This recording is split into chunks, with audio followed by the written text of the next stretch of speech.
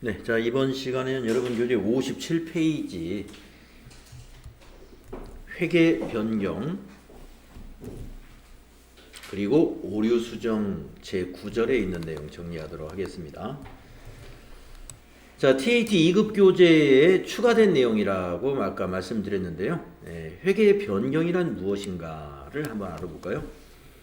우리가 회계 정보의 유용성을 제고하기 위해서는 회계 정보의 그 유용성이라는 건 회계 정보가 유용하려면은 이런 얘기죠.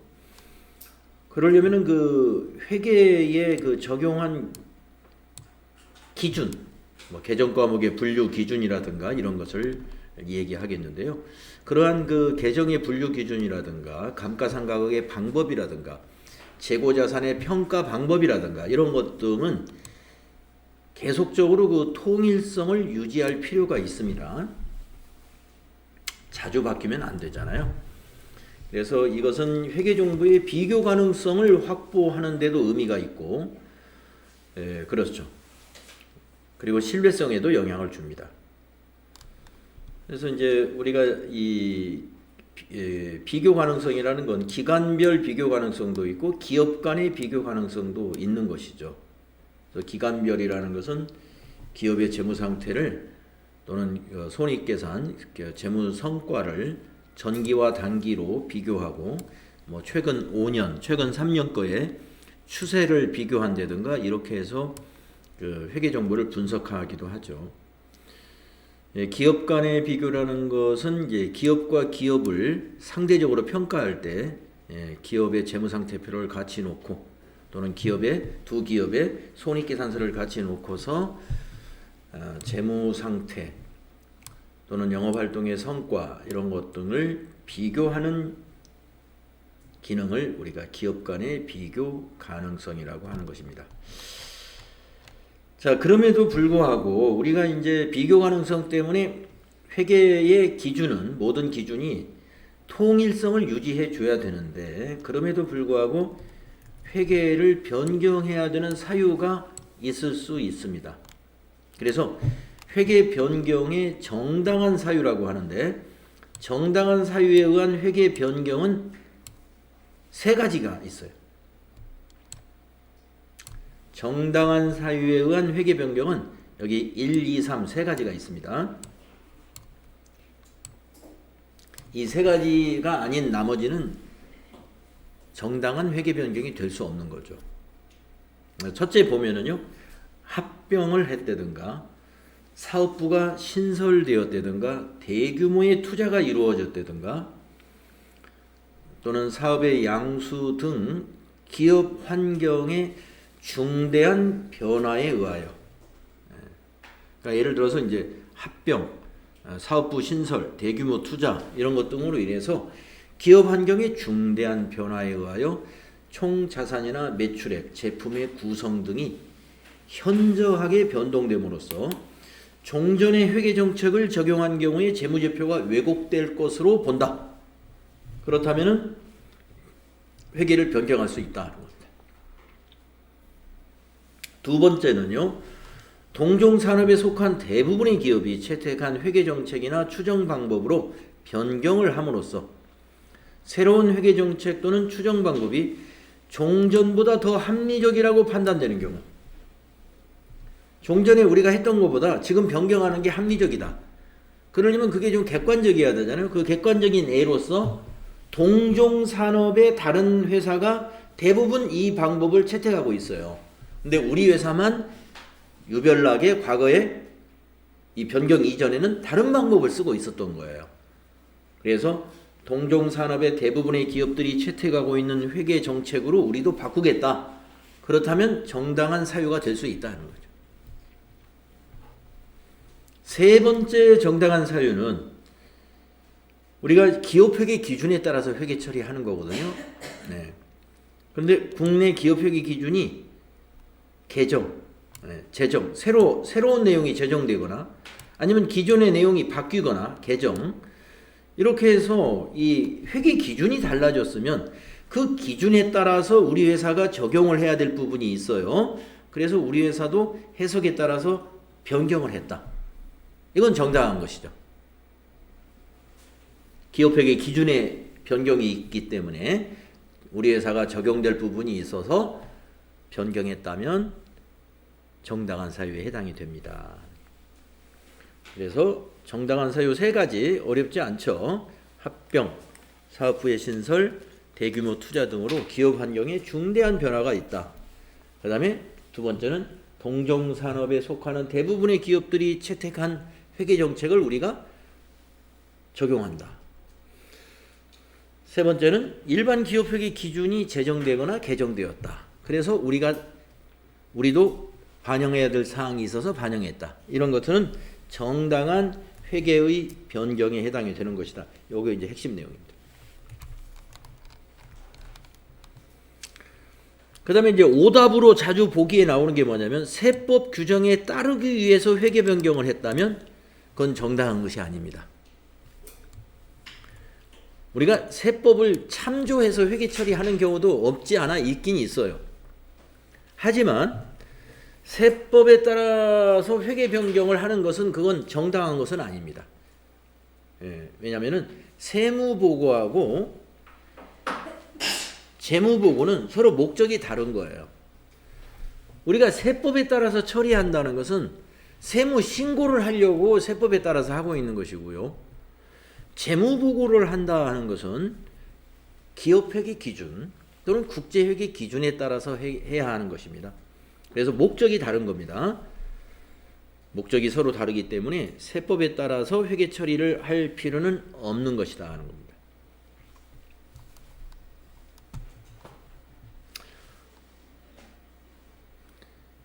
이익을 조정하기 위해서 회계를 변경한다. 이거 당연히 회계 변경으로 보지 정당한 회계 변경으로 볼 수 없는 겁니다. 그래서 이익을 조정하려고 회계를 변경했다. 이거 정당하지 않은 거예요. 세법을 따르기 위해서 회계를 변경했다. 이거 정당하지 않은 겁니다. 그래서 정당하지 않은 오답으로 이 두 가지가 자주 나옵니다. 세법에 따라서 회계 변경했다. 이건 틀린 거다. 이익 조정을 위해서 회계를 변경했다. 당연히 틀린 거다. 그러면 이제 다음 페이지에 보시게 되면은 회계 변경의 유형을 두 가지로 구분해서 첫 번째 줄에는 정책의 변경이다 라고 정리했고요. 두 번째 줄에는 추정의 변경이다 라고 해서 정리를 했습니다. 그러니까 회계 변경이 두 가지가 있다는 거예요. 정책 변경과 추정의 변경. 두 가지가 있습니다. 그래서 이 정책의 변경에서 여러분이 알아야 될 것은 회계 정책의 변경은 이 사례를 기억하시면 돼요. 회계 정책의 변경의 사례. 회계 정책의 변경의 사례는 재고자산 평가 방법. 우리 재고자산에서 평가 방법이라는 것은 뭐 개별법, 선입선출법, 후입선출법, 이동평균법, 평균법, 그 단가 산출 방법 그걸 말하는 겁니다. 그것을 변경하는 건 정책의 변경이에요. 상당히 중요한 변경이 됩니다. 그런 걸 변경하는 건. 또 하나는 우리가 유가증권에 투자하고 있는 기업 같은 경우는 유가증권의 취득 단가를 산정하는 방법. 유가증권을 처분할 때 유가증권 처분 이익을 계산해야 되잖아요. 그러면 우리가 만약에 1년에 삼성전자 주식을 가지고 우리가 투자를 하는 회사가 있다고 봐요. 삼성전자 주식을 3월 20일 날 가령 10만 원에 사가지고 12월 달에 20만 원에 한 번에 딱 팔았다. 그러면 유가증권 처분 이익이 만약에 그게 단기 매매증권이었다면 단기 매매증권 처분 이익 원가가 10만 원이고 수입액이 20만 원이니까 10만 원 바로 나오죠. 근데 우리가 주식에 투자하고 있는 기업들이 그 유가증권에 투자하고 있는 기업들이 하나의 종목에 대해서 또는 뭐 두 개든 어쨌든 여러 번에 걸쳐서 산단 말이에요. 3월 20일에도 매입이 있었고 3월 5일 날에도 만약에 매입이 있었고 5월 달에도 매입이 있었고 10월에도 매입이 있었고 그러면 매입할 때마다 가격이 다를 거 아니에요? 그리고 처분할 때는 가령 12월쯤에서 한꺼번에 처분을 했다. 아니면 일부만 처분했다. 자, 그러려면은 처분 금액은 결정이 되는데 이 단기 매매증권 처분 이익을 계산하려면 얼마에 샀는가를 계산할 거 아니에요. 계산을 해야 될 거 아니에요. 만약에 12월 달에 우리가 보유하고 있던 삼성전자 주식 500주를 만약에 처분했다고 봐요. 근데 이 500주를 한 날에 산 게 아니라 여러 회차에 걸쳐서 매입을 했다면 매입했을 때마다 다 가격이 다르니까. 그래서 이런 유가증권 처분 이익을 계산하려면은 취득 단가를 결정을 해야 되는데 얼마에 샀다는 걸 결정해야 되는데 이 결정 방법이 이 재고자산의 평가 방법과 같아요. 그러니까 주식 이번에 만약에 삼성전자 500주를 처분했다면 선입선출법으로 원가를 계산한다 그러면 언제 매입했는지 매입장을 봐가지고 여기서 100주 여기서 100주 이런 식으로 해서 먼저 매입한 것을 먼저 판매한 걸로 가정을 해서 이익을 산출한다 이 말이에요. 그러니까 이 회계 정책의 변경은 전부 다 여기 평가 방법, 산정 방법인데 이게 다 뭐냐면 선입선출이냐, 평균법이냐, 후입선출이냐 이런 것들입니다. 이것은 정책의 변경이에요. 그래서 이 정책의 변경의 회계 처리에서는 중요한 것이 뭐냐면은 소급하여 적용한다는 것이 중요합니다.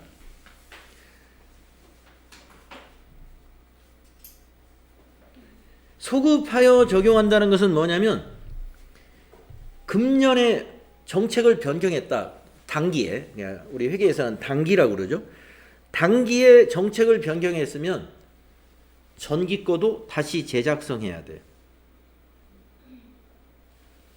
소급 적용이라는 게 그런 의미예요.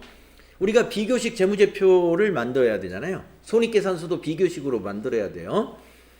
그러면 재고자산 평가 방법을 평균법으로 했다가 선입선출법으로 바꿨다면은 전기 거부터 고쳐라. 전기하고 단기를 다 고쳐. 이게 회계 정책의 변경은 굉장히 중요한 변경으로 봅니다.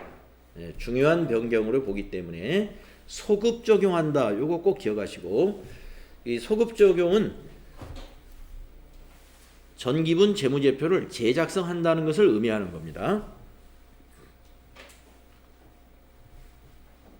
이게 핵심이에요. 자, 회계 정책의 변경의 사례를 기억하셔라. 재고자산 평가 방법, 유가증권 취득단가 산정 방법. 이 두 가지 사례를 기억해 주시고 정책의 변경에서는 회계 처리하는 방법은 소급 적용이기 때문에 전기분 재무상태표, 전기분 손익계산서, 전기분 재무제표를 다시 작성하게 된다는 겁니다. 그럼 매출원가가 달라진다든가 이렇게 되면 당기순이익이 달라지죠. 전기의 당기순이익이 달라지면 단기에 2월 된 이익잉여금이 달라져야 되겠죠. 이런 식으로 수정을 해야 돼요.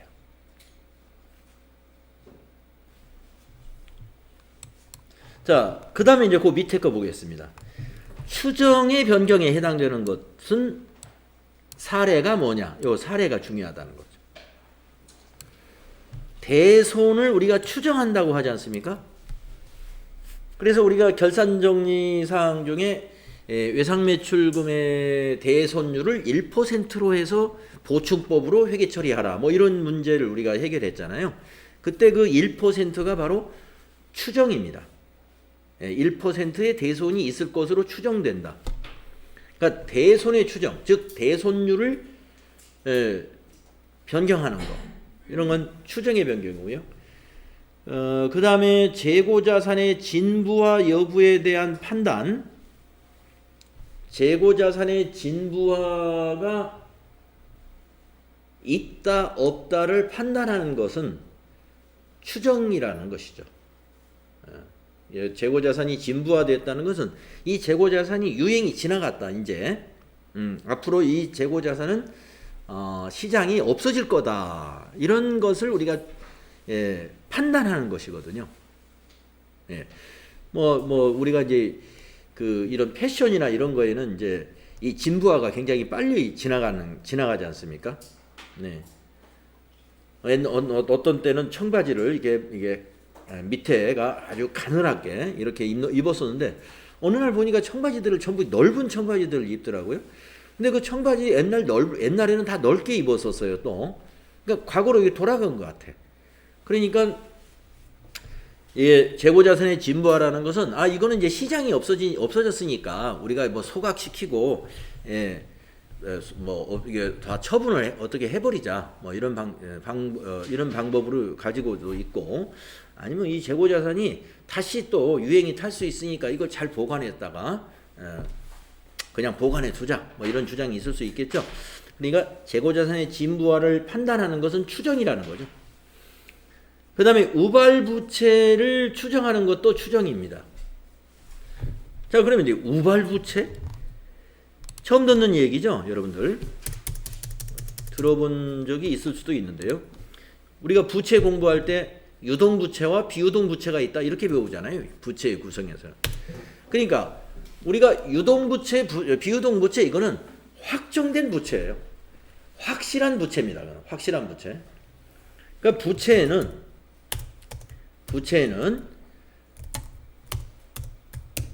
확정된 부채, 그러니까 우리가 아까 말한 대로 유동부채, 비유동부채 이렇게 구분해서 재무상태표에 표시하죠. 이건 표기합니다. 확정된 부채는 재무상태표에 보고가 돼요. 그런데요, 지금 여기서 말하는 우발부채라는 것이 있어요. 우발부채는요, 현재 확정된 부채는 아니지만 우발적으로 부채가 될 수 있어요. 부채가 될 확률 있는 우발적 부채를 말합니다. 있는 부채. 네. 그러니까 재무상태표에 이건 표시를 안 합니다. 우발부채는 어디다가 표시하도록 되어 있느냐? 주석에 표시한다. 네, 주석에. 그러니까 주석을 이 상장법인 같은 경우는 주석까지 다 재무보고 할 때 재무제표로서 작성을 해야 되잖아요. 비상장 기업들은 주석 같은 거 기록을 안 합니다. 보고를 안 해도 돼요, 주석. 그렇기 때문에 비상장 기업들은 우발부채가 있는지 없는지 외부 사람들은 모르죠. 내부 사람은 알아요. 경영자들은 알 수 있어요. 그러니까 우발부채가 뭐냐면 지금 당장은 우리 회사 부채가 아니에요. 그런데 요게 뭐가 사건이 잘못되면 우리 회사 부채로 우리가 책임질 수도 있다. 우리 개인 간에도 그런 게 있죠. 기업체도 그럴 수가 있어요. 기업체도. 개인 간에도 부채가 지금은 우리 빚이 아닌데 뭐가 일이 잘못되면 이게 잘못하면 우리 빚이 될 수도 있겠는데 우선 직접 관계되는 사람들 있잖아요. 가족관계에 있는 사람들 같은 거 이런 경우 그렇죠. 부모님이 계시는데 부모님이 큰 자산가면 괜찮은데 부모님이 부채가 많으셔요. 부채가. 근데 나는 부채가 없는 사람인데 부모님이 부채가 많은 상태에서 만약에 사고를 당하셔가지고 돌아가셨다든가 이게 사망을 하셨어요. 그러면 그 상속자가 그 부채를 떠안게 되죠. 그렇기 때문에 지금 현재는 내 빚은 아닌데 만약에 우리 그런 상황이 발생하면 나는 어떡하지? 이런 거 걱정할 수는 있는 거죠. 그게 말하자면 기업으로 말하면 그런 상황에 있는 것들이 우발부채라는 것입니다. 그래서 장부상에 쓰진 않아요. 우발부채를 재무제표에 기록은 안 하는데 나중에 상황이 바뀌면 그때 확정된 부채가 될 때 그때 장부에 기록합니다. 자, 그러니까 우발부채라는 것은요, 판단을 이것까지 우발부채로 봐야 되나 하는 것을 어떤 추정을 해야 되지 않습니까? 그래서 이것도 추정에 해당이 된다. 우발부채의 추정, 추정에 해당이 되는 겁니다. 그 다음에 감가상각과 관련된 것들이 다 추정이에요. 내용연수, 얼마 동안 사용한다. 이거 추정이고요. 또 감가상각의 방법, 정액법, 정률법. 어느 방법으로 감가상각하느냐. 그 다음에 잔존금액의 결정. 잔존금액이라는 것은 내용연수 동안 사용하고 처분하면 받을 수 있는 금액을 우리가 잔존금액이라고 하잖아요. 이것도 추정이죠. 그래서 보시면 감가상각과 관련된 거, 내용연수라든가 감가상각 방법이라든가 잔존금액 이런 것들은 전부 추정의 변경이다. 이렇게 기억해 주시면 돼요. 그래서 회계 추정의 변경의 사례하고 아까 정책의 변경의 사례를 구분할 줄 알면 풀 수 있는 문제가 많이 나옵니다. 그 다음에 아까 정책의 변경은 소급하여서 회계 처리합니다 그랬잖아요. 그런데 추정의 변경은 소급하지 않고 전진적으로 처리한다. 이 말은 과거 거는 보지 말자. 예. 과거 거 제작성 없어요. 전기 거는 그냥 그대로 둬버립니다. 그러니까 감가상각 방법을 바꿨어요. 정액법으로 하다가 정률법으로 바꿨어요. 그러면 전기 것도 정액법으로 바꾸느냐? 그냥 안 바꾼다 이거예요. 예. 전기 거는 제작성하지 않고 전진적 올해 것만 그냥 바꿔서 적용합니다. 그 다음에 우리가 그럼 회계의 변경이 여기 지금 사례를 콕 찍어서 이렇게 나왔는데 항상 사례가 여기 있는 것만 변경사항이 발생하지는 않겠죠. 그래서 그때그때 판단을 해야 돼요. 어떤 변경에 대해서 회계 정책이냐 또는 추정의 변경이냐 이런 것을 변경의 효과와 추정의 변경, 정책의 변경이냐 추정의 변경이냐 이런 것을 구분을 해야 되는데 구분하기가 불가능하다. 구분하기가 불가능하다라고 본다면 전부 추정으로 본다. 아시겠죠? 정책의 변경인지 추정의 변경인지 구분하기 어려울 때는 추정의 변경으로 본다. 이것도 기억을 좀 해주십시오. 그래서 회계의 변경에 대해서는 여기까지입니다. 이 정도를 여러분이 정리해 놓으시면 다 맞출 수 있게끔 문제를 출제하고 있고요. 그 다음에는 이제 오류에 대한 얘기인데요. 회계의 오류. 오류란 무엇인가를 한번 볼까요? 전기 또는 그 이전 기간의 재무제표를 작성할 때 발생했던 오류가 단기에 발견되는 경우가 오류라고 하는 것입니다. 그러니까 전기에는 그것을 발견을 못했어요.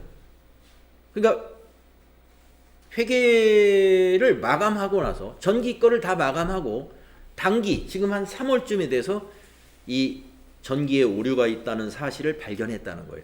그게 오류입니다. 단기 것이 발견되면요 그냥 전표를 지금이라도 고치면 되고요. 그걸 수정하는 분계를 전표를 다시 입력해도 되죠. 근데 전기에 이미 마감해가지고 재무제표가 보고가 다 끝났어요. 그 후에 우리가 오류를 발견하는 것을 우리는 회계의 오류라고 그럽니다. 변경하고 달라요. 아까 그 정책의 변경, 추정의 변경. 그건 오류가 아니에요. 그건 정책이나 추정을 변경한 것이고 이거는 명백히 오류가 발생한 겁니다. 회계 오류는 계산상의 실수라든가 기준을 잘못 적용했다든가 사실 판단을 잘못했다든가 부정이나 과실 사실의 누락이 여기에 해당이 되고요. 오류 수정은 전기 또는 그 이전 재무제표에 포함된 회계 오류를 단기에 발견하여 이를 수정하는 것을 말하는 거예요. 중대한 오류는 재무제표의 신뢰성을 심각하게 손상할 수 있는 매우 중요한 오류를 말하고요. 오류의 수정은 회계 추정의 변경과는 구별이 되죠. 아까 추정의 변경, 정책의 변경과는 다른 얘기다 이거죠. 추정의 변경은 추가적인 정보를 입수함에 따라 기존의 추정치를 수정하는 것을 말하고 예를 들면 여기 아까 우발부채 이런 거 나왔던 얘기고요. 자, 그래서 회계 오류의 유형을 보겠습니다. 회계 오류는 아까 위에서 살짝 나왔습니다만은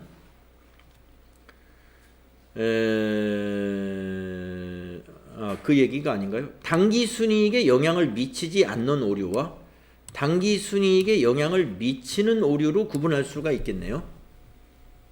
자, 당기 순이익에 영향이 있다 또는 영향이 없다. 그 오류를 어떻게 판단하면 되겠어요?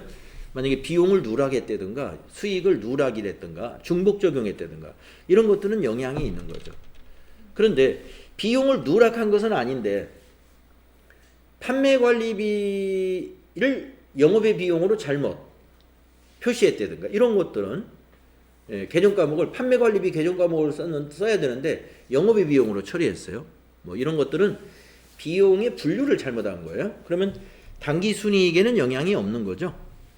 그래서 당기 순이익에 영향을 미치지 않는 오류라는 것은 계정의 분류를 잘못한 것이다. 뭐 이런 정도로 보시면 돼요. 자, 당기 순이익에 영향을 미치지 않는 오류를 일명 계정 분류 오류라고도 할 수 있다. 즉 재무제표의 계정 과목 상호 간의 오류라든가 손익계산서 계정 과목 상호 간의 오류로 인해서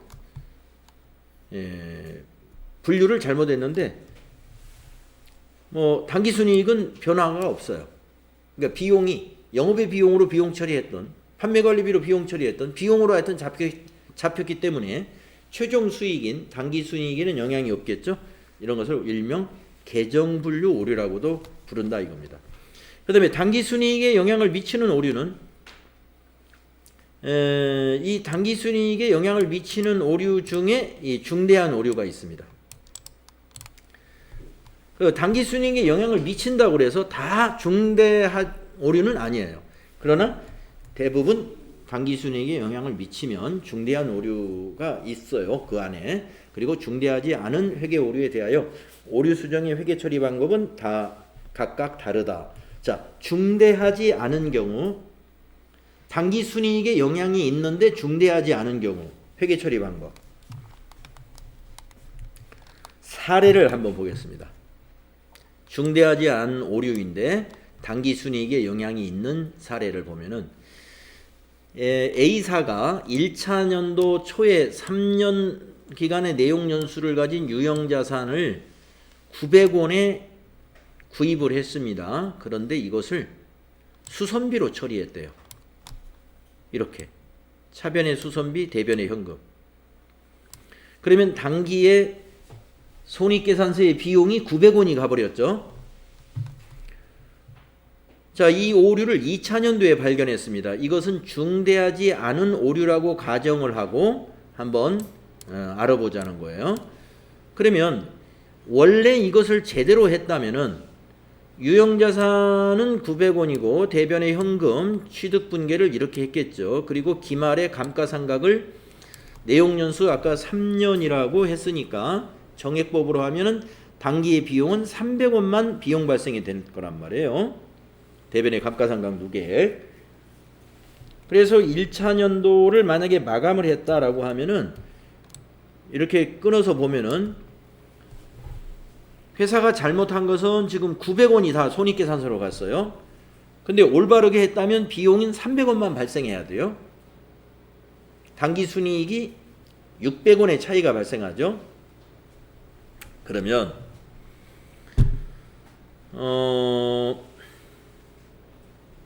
수정분계를 어떻게 하는가 봅시다. 밑에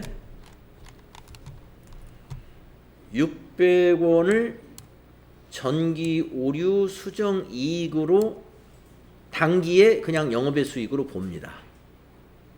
자, 수정 분계를 하기 위해서 유형자산을 당기에 유형자산 취득으로 봐요. 900원 여기다 기록합니다. 그리고 전기의 감가상각 누계액 요거 그대로 옮겨 적어요. 그리고 당기에도 감가상각을 하잖아요. 그래서 당기 거 감가상각 누계액 그리고 당기의 감가상각비 이 분계 당기에 해야 될 요 분계는 그대로 오는 겁니다. 이쪽에. 자, 그러면서 이 유형자산 취득 900원 잡고 감가상각 누계액 300원 잡으면 600원의 차이가 나잖아요. 아까 여기서 600원의 그 차이와 같아요. 그것을 전기 오류 수정 이익으로 영업의 수익으로 봐준다. 전기의 비용을 600원 더 많이 받어요. 비용이 과다했어요. 전기에. 전기의 비용 과다한 요 600원을 단기에 전기 오류 수정 이익으로 봐주는 방식으로 수정을 하는 것입니다. 중대하지 않을 때. 자, 그런데요. 똑같은 사건인데 이것이 중대한 경우, 요것만 알아주시면 돼. 다음 페이지 보시면은 똑같은 사례입니다. 예. 아까 그 900원짜리 유형자산인데요. 똑같은 사례예요. 이렇게 잘못 처리했어요. 원래 이렇게 처리해야 되는데. 그런데 수정을 한 것이 달라집니다. 중대한 오류의 경우는 전기거의 손익계산서를 다시 작성합니다. 전기거 재무제표 다시 만들어야 돼요. 그러면은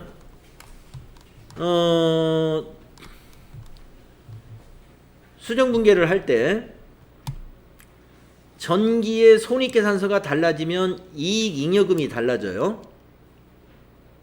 그러니까 전기오류 수정이익이 이익잉여금에 해당이 되는 거죠. 2월 이익잉여금이죠. 개정과목으로 말하면 2월 이익잉여금이 600원으로 들어오고요. 차변의 유형자산, 대변의 감가상각 누계액은 그대로 옵니다. 그래서 전기분 손익계산서의 당기순이익을 고쳐가지고 이익잉여금으로 반영한다. 이렇게 기억하시면 되겠습니다. 이 분계는 그대로 똑같이 오는 거고요. 2000년도의 감가상각비 분계는. 자, 그래서 중대한 경우에는 이익잉여금이 되고 그 600원의 차이가, 그리고 중대하지 않은 것은 영업의 비용으로 처리한다. 영업의 수익으로 처리한다. 전기오류 수정이익. 요것만 알아두시면 되겠어요. 오류 수정에 대해서는 요 두 가지 차이점만 기억해 주시면 됩니다. 자, 그 다음에 내부통제제도까지 마무리하겠습니다. 내부통제제도는 내부회계제도하고 함께 포함해 가지고요. 우리 FAT 1급 교재에 나와 있는 그 정도 수준으로만 알아두시면 충분할 것 같아요. 그래서 여러분 내부통제제도의 목적 3가지 있는 거 아시죠? 요거 기업 운영의 효율성, 효과성 확보, 재무정보의 신뢰성 확보, 관련 법규와 정책의 준수. 내부통제제도의 목적 3가지 암기사항이고요. 그 다음에 내부통제제도의 구성요소 5가지도 우리 암기사항이에요. 이거 통제환경, 위험평가, 통제활동, 정보 및 의사소통, 모니터링까지 내부통제제도의 구성요소가 무엇이냐, 요 5가지 암기사항이고요. 그 다음에 다음 페이지 보시면 내부통제제도의 한계가 밑에 쪽에 나오는데,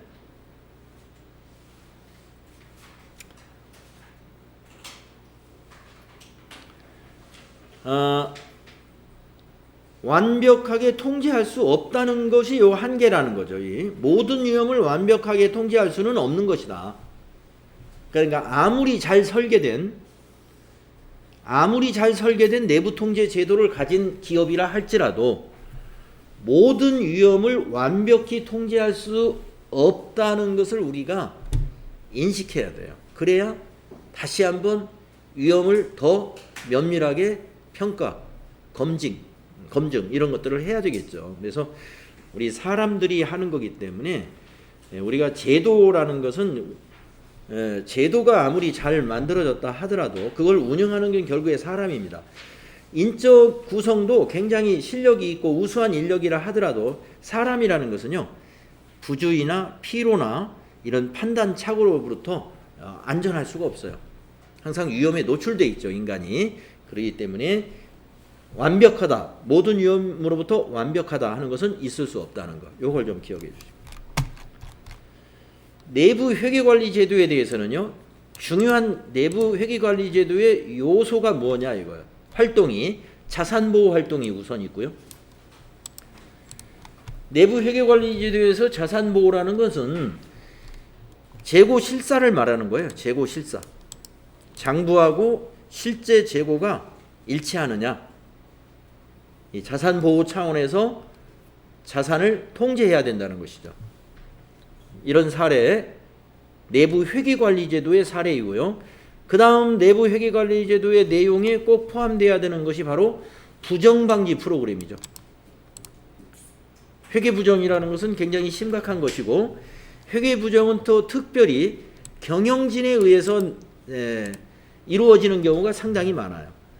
그래서 경영진의 권한 남용에 대한 회피, 통제 회피 위험에 대해서 프로그램이 존재해야 됩니다. 경영진의 권한 남용을 피할 수 있는 회사 내에 프로그램이 존재해야 된다, 이런 얘기죠. 만약에 그게 제대로 없다면 통제상 아주 중요한 취약점으로 분류돼야 돼요.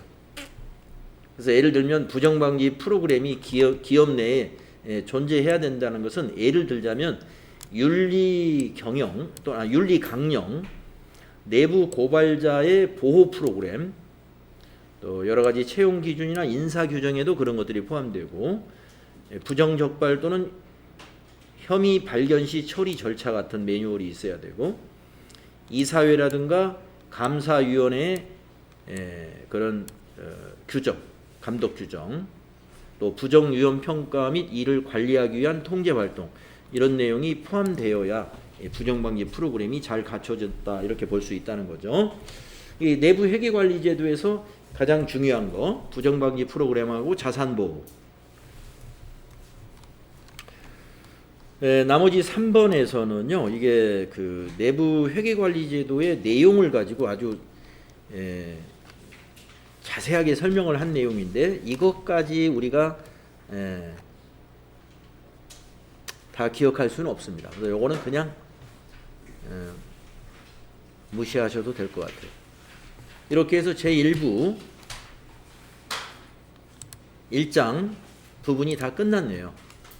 그래서 다음 시간에는 2장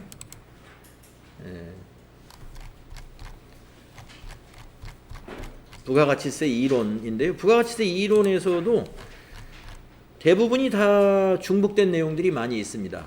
뒤에 좀 추가된 내용을 중심으로 해서 공부하도록 하고요. 오늘 수업은 여기까지 하겠습니다.